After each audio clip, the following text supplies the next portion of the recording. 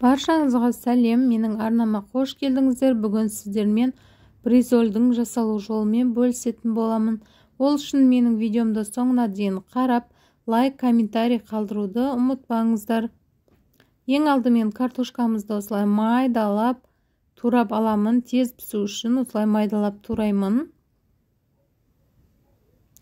Үстіне суымызды құйып аламыз. Картошкамыз батып тұратындай қылып су құямын.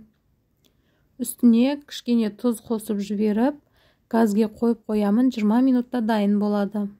Енді салмасына фаршымызды, тұзымызды, пиязымызды, қара бұрыш және де қызыл бұрыш қосып, барлығын бір келкі болғанға дейін араластырып аламын.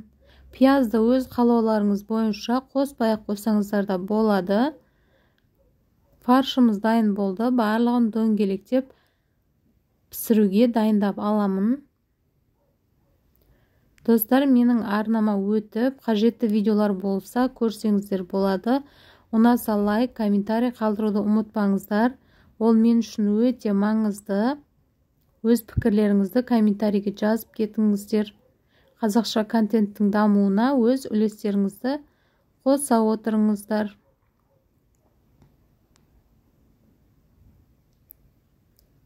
Фарштарымыздың барлығын осылай дөңгелетіп аламын.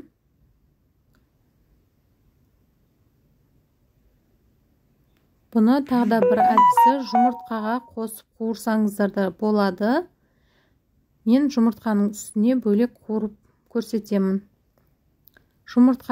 Бір жұмыртқаны шағып, үстіне кішкене тұз, қызыл бұрыш, қара бұрыш қосып, жақсылап барлығы бір келкі болғанға дейін араластырып дайындап аламын. Енді кішкене ұн шашып, ұнның көмегімен фаршымызды жұқа қылып жайып аламыз. Жұп-жұқа болу керек. Оқтаудың көмегімен жайсаңыздар да болады. Қолдың көмегімен де жаюға болады. Газымызге табамызды қойып, май құйсаңыздар да болады. Мен маргаринге қуырып жатырмын. Маргаринмен дәмі өте дәмді болып шығады. Майымызды қыздырып алып, үстіне жұмыртқамызды құямын. Бір жұмыртқадан 2 бризоль шығарамыз. Осы жұмыртқамыздың үстіне жайып алған фаршымызды қойып, жай отта 5 минуттай пісіріп аламын. Фаршы да пісу керек. Сол үшін газды жай қойып қоямын.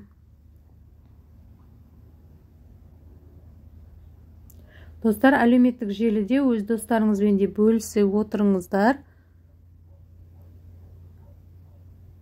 Сіз бризольді қалай жасайсыз? Сол әдісіңізбен де бөлісіп кетсеңіздер, келесі жолы сіздің рецебіңіз бойынша жасап көремін. Және де менің арнамда қандай видеоларды салғанымды қалайсыздар? Пікір ретінде комментарийге жазып кетсеңіздер, мен видео түсіріп салатын боламын. Бризолімнің екінші бетін аударып алдым. Екінші беті де тура солай 4-5 минутта пісу керек. Барлық бризольдарымызды тура осы әдіспен мен пісіріп алдым.